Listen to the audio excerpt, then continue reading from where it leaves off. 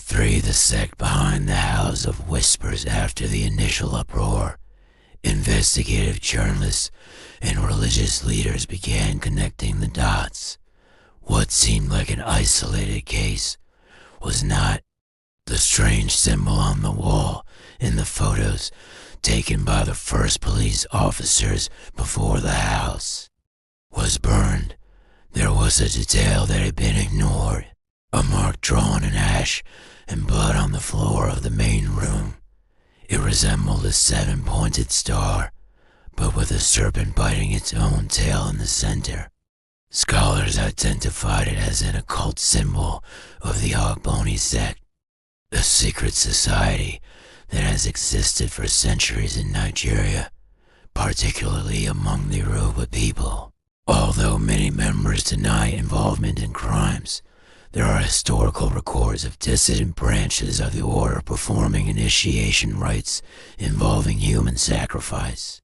What we saw in the Ibadan house wasn't just evil, it was an unfinished ritual.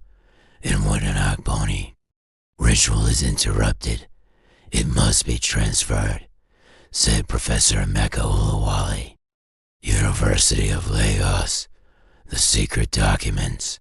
Some papers were rescued before the house caught fire. Among them, lists of victims' names, numbered, some still alive.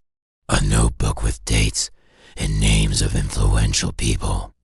And a strange text with the same phrase repeated.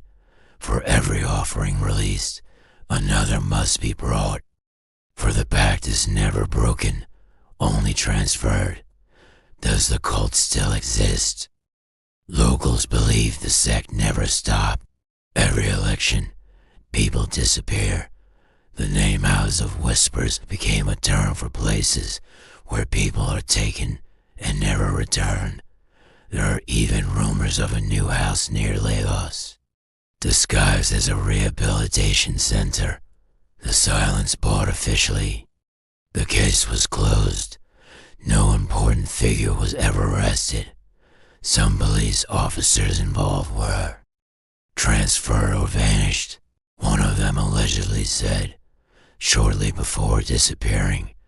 There's only one house, but the sect is everywhere. Final testimony, one of the survivors, now living and hiding in another state, told the BBC they will never stop. And when the house was burned, they released the spirit that was trapped there. Now, it's loose, and it's looking for a new home. And you, if you knew that someone important you know was part of this, would you have the courage to report them?